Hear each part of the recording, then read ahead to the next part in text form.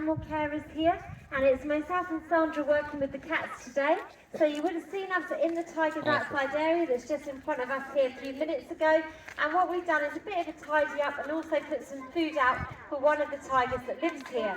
So we have two tigers that live in here, they're both girls, their names are Natasha and Zopper. Now if you're wondering where they are at the minute and how me and Sandra managed to safely get into the outside space, what the tigers have for their home is they have the big outside space in front of us. What isn't as obvious is behind the bushes at the back there is a building, and in that building they have two inside dens and two outside covered yards. So the dens are a lovely quiet private area, it's nice and cool on a hot day, and it's heated for the colder weather as well. So the cats normally have access in and out of all of those areas day and night as they choose. But if we need to go into an area for cleaning or maintenance or to put food in, we shut the cat out of that area first. So we're never, ever, ever in the same space as any of our cats here. That would not be a safe thing for us to do.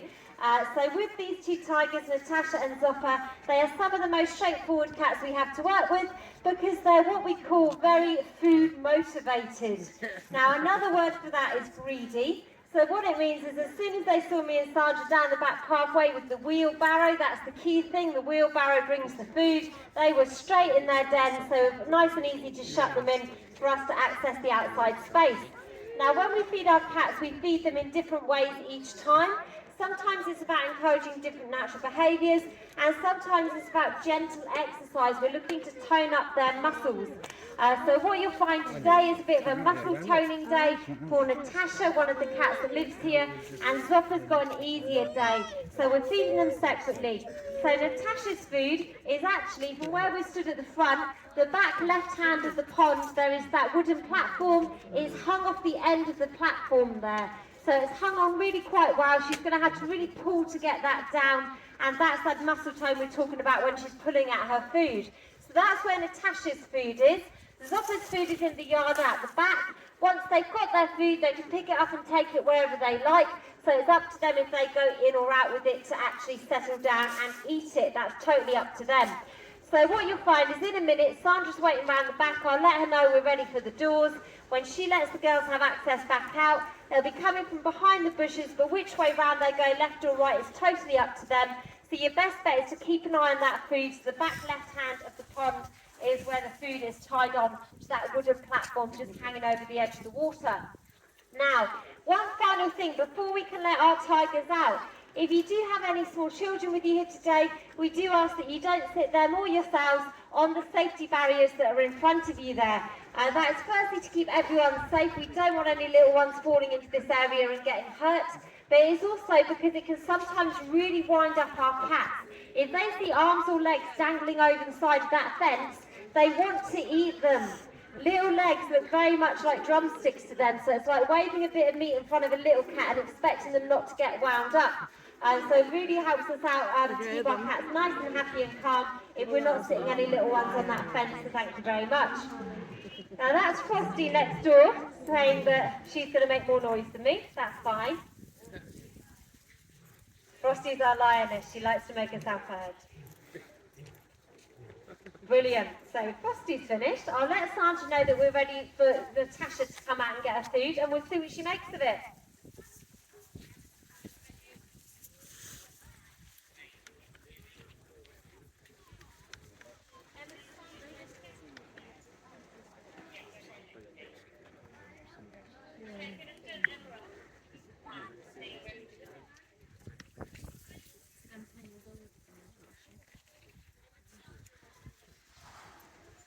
Okay, that's the sound of the door going. So left or right, which way do we think she's going to come? She might be to the right. Hello, Natasha. Now, if you're wondering how do we tell our tigers apart, there's a couple of easy ways. So Natasha here, if you're just looking at Natasha and Zopper's faces, Natasha's got longer whiskers and a fluffier face. So that's one way we can tell them apart. The other way is that you see Zopper at any point during your visit, she's really noticeably lame on her front left leg. Her front left leg is not straight. She's got a very crooked leg, and it's the bone itself that's crooked. So she's a bit different to Natasha. Well done, Natasha. Now, I promise you that was hung up quite well, so she had to give it a good hefty tug to get that down. And when we say it's a gentle exercise, it's about muscle tone. We're not aiming to get the cats worn out. It's not about a cardio workout, getting them really huffing and out of breath. It really is about gentle toning up of the muscles along the neck, the shoulders, the back and the top of the back legs. That's what we're really looking to do. And that is for their own health and benefit. And I can go a little bit more into that now. So, Natasha and Zoppa have lived here since 2018. This is their permanent home. But they're some of the rescue cats that we have here. So they started out life in a travelling circus around Europe.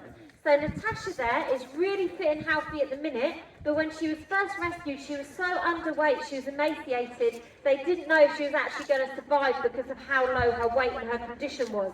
So thankfully she's pulled through, she's bounced back, she is doing really, really well, she's in really good condition at the moment. But what you do find with big cats is out in the wild, they live about 10 to 12 years, maybe a bit longer if they're lucky. They live quite a bit longer if they're being looked after by people. It's a good 16 to 18 years. It's a really good age for a lion or a tiger. But as they age, they are prone to mobility issues, being arthritic, especially around the back legs and the hips.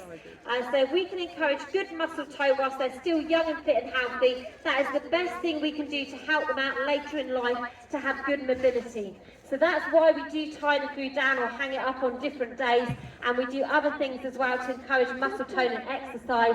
It's for their benefit, it's not us showing off how strong they are or anything like that. It's also going back to when I said Zoppa's got a crooked front leg, her front left leg, and if you see her out later, you'll see that she's very obviously lame on it. That's to do with her rescue background. She again is ex-circus, same as Natasha. At some point in her past, we can tell from x-rays and scans, Zoppa's leg has broken. And we can also tell that it was not treated at the time the injury happened. So if you have a big cat with a broken leg, you can't put a cast on it to keep it straight so it heals up like we would if we broke our arm or our leg, because they don't know that's there to help them. They will rip it straight off. They will not tolerate a cast on their leg. So if you have a big cat with a broken leg, you have to operate, you put some metal work in to support the bone in a good position. If that's done, the bone can heal up incredibly well, and you might not even notice they had an old injury unless you took an x-ray of their leg. So it heals up really, really well if it's treated. Now we can tell from the x-rays there's been no operation, no metal work in Zoppa's leg at all. We can also tell that it's an old injury because the bone shifted up, it's fused into a really awkward position, and the bone itself, the area is arthritic and the bone is deteriorating. Now because the bone's more crumbly than it would have been when it was younger, when it first happened, it means that it's now inoperable. So there's nothing our vets can do to operate and physically straighten out that leg. The bone is too weak, the injury site is too weak for the bone to be reset. So with Zoppa, we have to manage it through a variety of ways. First of all, she's on medication. She gets anti-inflammatories and pain medication daily.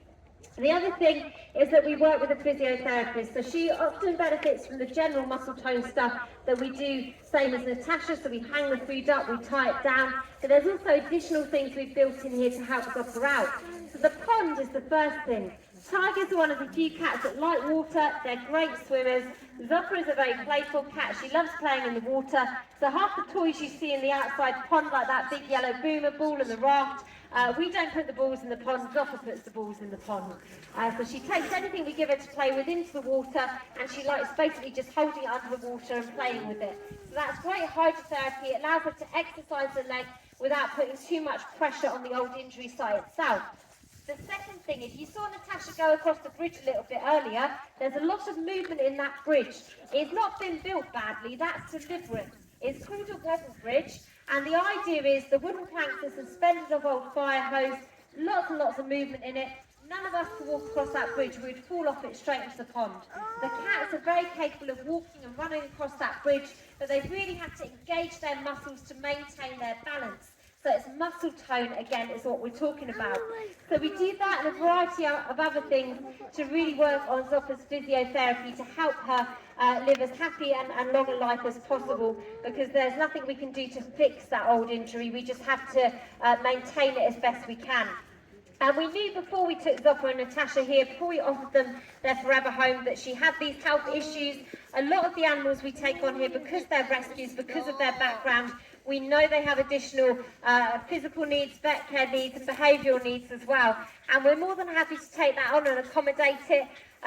We know it's extra work, but we strongly believe these animals deserve the best possible life from here on out, given that they haven't had the best start to life at the hands of humans. So that is what we do here, that's who we are, and none of it would be possible without our lovely visitors. So thank you so much for coming to see us today. We are a charity, so all the money that comes in from the shop, the ticket office, the cafe, it all goes to the Wildheart Trust. That is who we are, and that is what looks after the animals like Zopper and Natasha here. It's also what supports the conservation work we do, so we support wildlife projects on the Isle of Wight with our native animals. We also support an organisation in India when it comes to the tigers. So we support Wildcats over in India, and one of the things they do, amongst many, is help support the Badger Tiger Reserve. So that's an essential safe space for Bengal tigers out in the wild. So we try and do as much good as we can, and that's only possible with our visitors. So thank you for coming to see us today. Now, if you do have any questions, I'll be here for a while, so come on over and ask away. Otherwise, I'll leave you with lovely Natasha chomping through her food.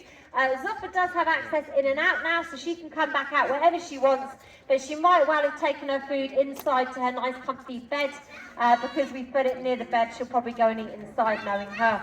But she should be out again later once she's finished eating, all things fingers crossed. So yeah, any questions, come and ask away. Otherwise, thank you for listening.